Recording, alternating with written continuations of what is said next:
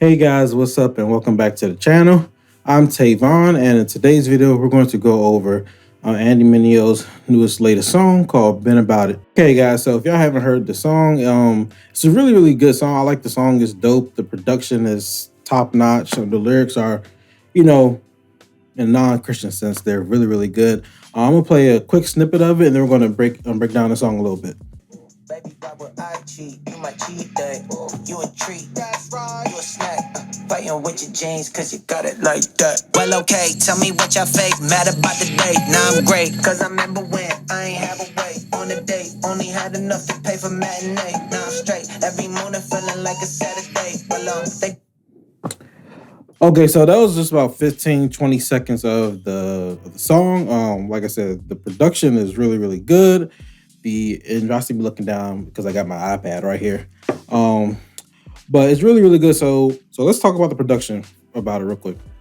So I love the quality of it. It's not, well, back in the day, Christian rap used to be very cheesy and corny. I won't say necessarily the money wasn't there, but it was just like, I don't know, it was just too new. I mean, not like Kirk Franklin in a sense, but just like how, okay, rudimentary bars and the beats and just rapping like too much, not necessarily about the Bible, but just very like word for word like type of lyrics and everything. But this is 2021, past few years, like stuff has been progressing. Like it's not cheap and corny sounding. You heard, hopefully you heard a little bit of it through the microphone. In a sense, it's like if you aren't really listening to it, or you're not aware who the artist is, you'll be like, oh, this is just some normal music that you hear on the radio. So to me, that says like, okay, the quality is good, the production is good enough to be up there with this quote unquote secular music.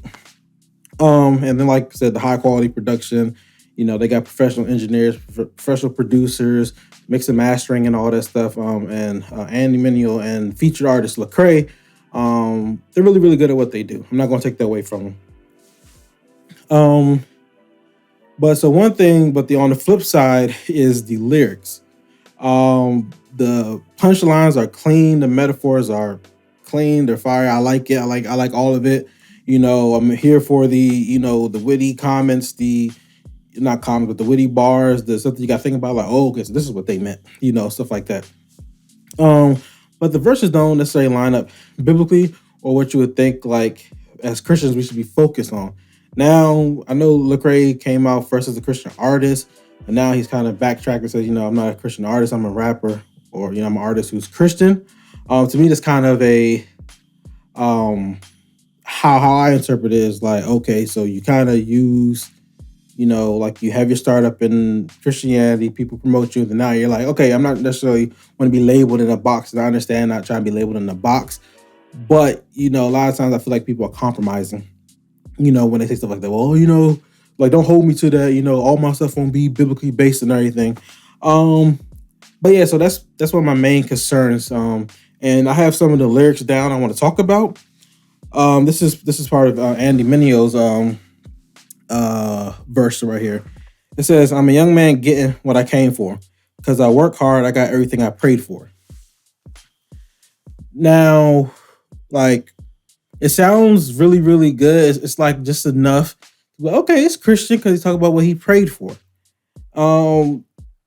But then after that, it goes into money came fast, so now I take my days slow. Okay, so now we're talking about the money. If you're a Christian and everything, you understand that Jesus calls us to live a modest life, humble, and now you're bragging about all the money that you made, which is if you grew up from the bottom, I understand that's a great accomplishment, and it's something to be, I guess, in a sense, proud of. But now you're boasting. And it goes to say, me and Cray, just like MJG and 8 Ball. So when I heard that, I was like, oh yeah, I remember 8 Ball and MJG, and like nothing's wrong with them listening to that type of music like in the past, saying like before, whatever. I'm not that strict to be like, should we listen to that at all? Because there's some artists I listen to that I don't listen to no more, but I listened to, 5, 6, 7 years ago. So I don't expect them to, like not mention stuff like that. But we have to be aware of when we do mention stuff like that. And if our demographic, as they say, that oh, I'm not a Christian artist, I'm not a Christian rapper, but if their demographic is heavily Christian and teens who never heard of 8 Ball MJG, I'm gonna be like, oh, what is that? Who is that?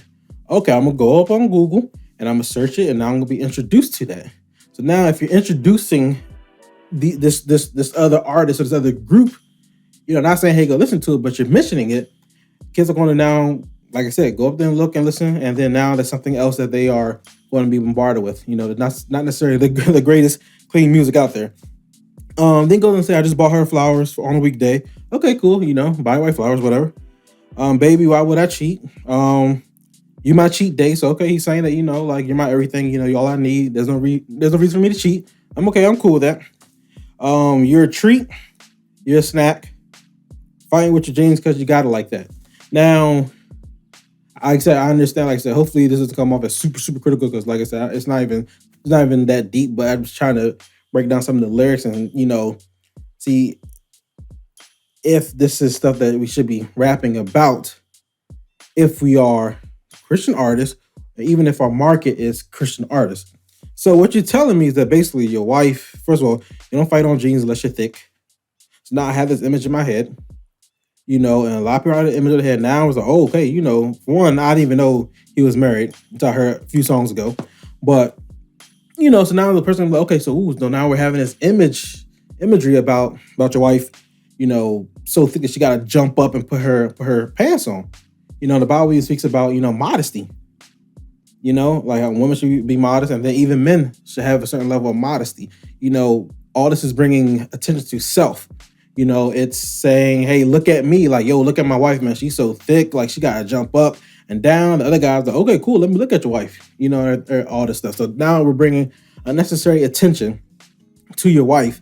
And, and that's, in my humble opinion, I don't think that's what we should be saying. Like, I'm okay with you saying, like, I buy you flowers, you're my cheat day. I don't, you all I need, all that stuff. Of course, say it in a lyrically dope way, but I feel like that is just taking a step a little bit too far. It's not the worst out there, because you got people who are just blatant disrespecting women, and then even just degrading women altogether.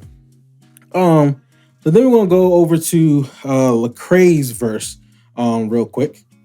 Okay, so now into Lecrae's verse, or not necessarily his whole verse, but just like a line from his verse or whatever. He says, sipping sake. So like I said, I'm not that, whatever. Sake is an alcoholic beverage, a Japanese type of alcoholic beverage. So you could debate that all you want, whether Christians or not should drink or not. But yeah, so I'll just leave that there. So sipping sake, practicing wabi sabi. So I asked my wife what was that, and we had to Google it up and everything. So wabi sabi is, I'm reading this off of Google. So I'll put up maybe an excerpt or a screenshot or whatever I'm reading. It's the aesthetic. So basically, it's a worldview centered around acceptance of transience and imperfection. The aesthetic is sometimes described as one appreciating beauty that is imperfect and incomplete in nature.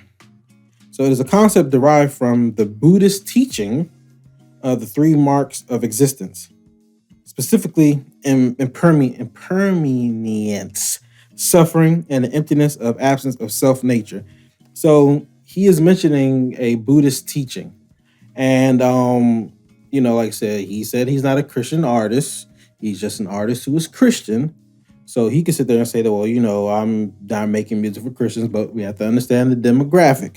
If he's making music and the majority of his people are listening to it are Christian, teens, young adults, I guess young adults 18 to 35. So people who are, and I'm 29, so I'm in that group, and he's mentioning wabi sabi in his lyrics, and it doesn't take much to, like I said, if people love somebody, if you love Beyonce, you will Google everything about Beyonce. You will start to, especially if you admire her, that's your idol. You Google everything about her. You start dressing like her, do your hair like her, follow her, try to implement what she does in her life into your life. That's for anybody. Rihanna, Chris Brown, Drake. I mean, people get favorite celebrity get a haircut. We get our haircut just like that. So we can't sit there and say that, they're not going to do that because we do that. Look, like LeBron James is my favorite basketball player. Like I remember I wanted to do the little chalk thing. We put the chalk or whatever in his hand. He blows it and he does this and everything because he's still my favorite basketball player. So if we go back to that, talking about Wabi Sabi, and it's like, okay, the Buddhist teachings, like for one, are you implementing this? He said in his lyrics, are you implementing this, or is this just something catchy that you needed to find a rhyme for? But are you implementing this? He probably is. I don't know. But are you implementing this, and then will this cause people to stumble? Will this introduce people to the ideologies of Buddhism?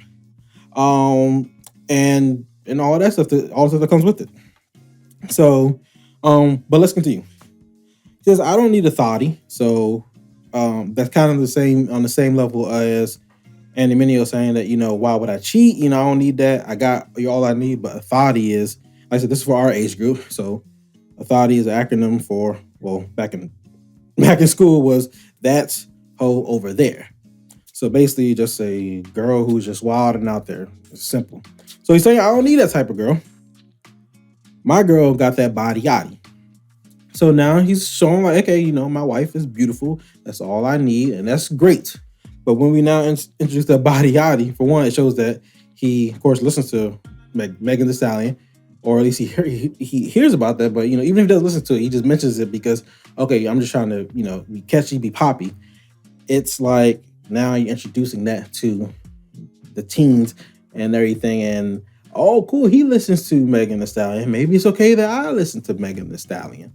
Megan Thee Stallion doesn't necessarily stand for anything that's good, especially for women. And when we walk inside the party, they like, and then I forgot, the other part cut off.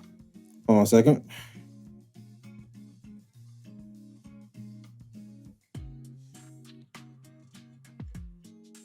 Oh, and so when we walk inside a party, they like, and it hops back into the jump, say, oh my God, now it's been a minute.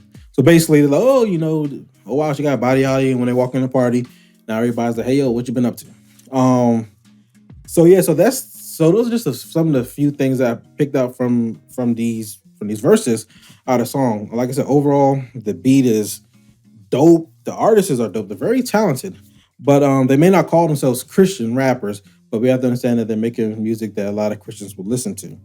And a lot of young adults, teens are listening to them. So it's like they have to know this, understand this, and it's like God has gave you this gift and this talent, and it's like like you could be uplifting, bringing people closer to Jesus, closer to God, and everything.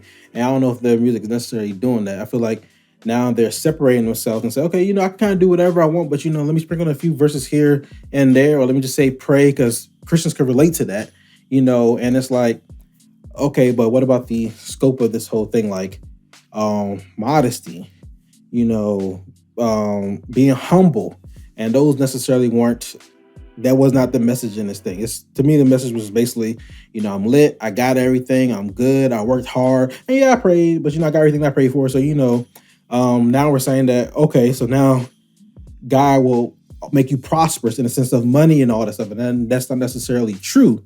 For somebody who doesn't necessarily understand the word, they're going to get that and like, oh, cool, if I just pray and, God's going to make me rich and God's going to give me all this. And that's not necessarily true. But, the lyrics aren't that biblically sound at the end of the day. And I just think that, artists, if you're a Christian artist, you gotta be 100%, like this is your gift. This is your part of the purpose, that God's giving you. The purpose is for us to be, the reason why we're created is because we have a part in God's purpose, to move the kingdom forward, to be disciples and spread the word. That was a great commission Jesus told us to do, is like go forth and spread the word. And that's in anything. That's if you're working at McDonald's or whatever, Burger King, Taco Bell, it doesn't matter. If you are an accountant, God is giving you a certain set of skills and gifts that we need to reach people in every walk of life. So, but that's it, guys. Hopefully this video was interesting to you. I'm planning on doing some more videos like this, some more in-depth music breakdowns, lyric breakdowns, and all that good stuff. So if you like this video, give a thumbs up, subscribe, and don't forget to follow me on Instagram and TikTok, and have a blessed day. Peace.